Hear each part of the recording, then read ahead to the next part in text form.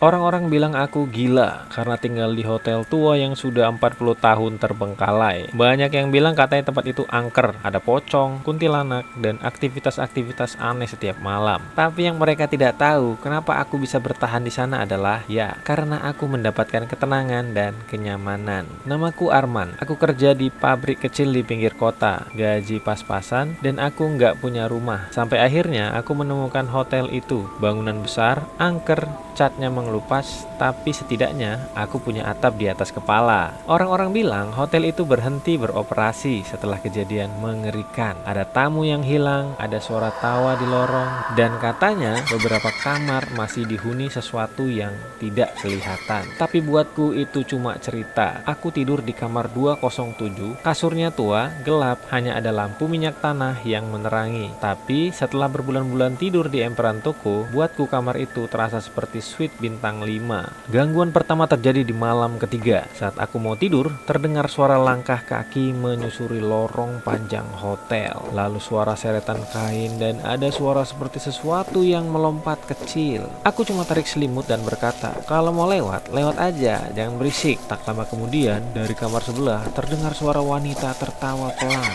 dingin, panjang, melengking. Aku membuka mata sebentar, mendengus. Dibilangin kok malah ketawa sih. Hanya ada suara angin yang membalas. Aku cuek dan tidur lagi. Semakin hari gangguan makin intens. Pintu kamarku sering terbuka sendiri. Lalu ada bayangan putih meloncat-loncat di ujung koridor. Kadang ada rambut panjang terjuntai dari ventilasi kamar mandi. Suara ketukan di pintu jam 2 pagi. Suara seorang berbisik di belakangku saat aku sendirian. Bahkan pernah satu malam, seekor pocong masuk ke kamarku, berdiri di pojok ruangan. Aku cuma melirik sebentar dengan suara lelah. Bro, kalau mau ngajak main mending sama yang lain geh. Capek kali aku. Entah kenapa malah hilang sendiri. Hantu-hantu itu bingung melihat aku tidak takut. Seolah semua usaha mereka gagal total. Dan jujur aku merasa hotel ini justru lebih damai daripada dunia luar. Sampai suatu malam saat aku pulang kerja, aku menemukan sebuah pintu besar terbuka di lantai bawah hotel. Pintu yang selama ini selalu tertutup rapat. Di dalam ada ruangan bekas dapur, berdebu, gelap, dan di tengah-tengah ruangan itu